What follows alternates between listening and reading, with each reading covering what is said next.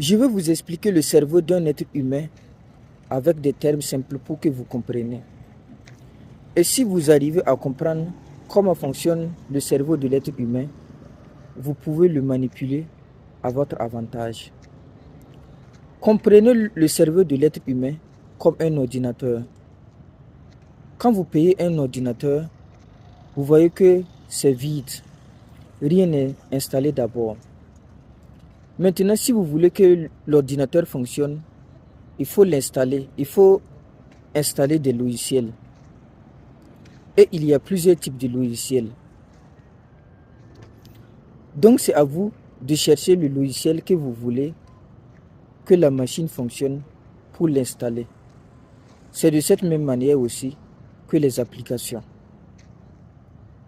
Et quand vous installez une application ou bien un logiciel, si ça ne vous sert pas, vous devrez le réinstaller pour installer des logiciels qui vont vous servir. C'est de cette même manière que le cerveau d'un être humain fonctionne. Vous voyez l'ordinateur comme un enfant. C'est-à-dire, si un enfant vient de naître, il n'a rien dans sa tête. Maintenant, c'est à la société d'installer leur logiciel premièrement.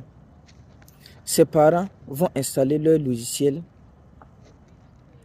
La société va installer son logiciel. Son éducation va installer son logiciel. Et c'est avec ces logiciels que l'enfant fonctionne. Arrivé à un certain moment, l'enfant se retrouve. C'est-à-dire l'enfant se retrouve, il sait ce qu'il doit faire, ce qu'il peut faire, ce qu'il aime faire. Mais souvent, si ce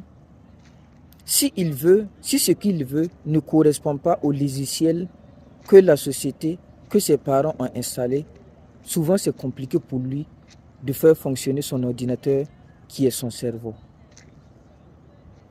Donc, pour que l'enfant puisse avoir ce qu'il veut, c'est-à-dire suivre ses passions, l'enfant doit accepter, réinstaller un logiciel qui lui correspond. C'est-à-dire un logiciel qui correspond à ce qu'il veut, ses passions, ses désirs et sa vision du monde. Mais pour installer ou bien pour désinstaller le logiciel que la société avait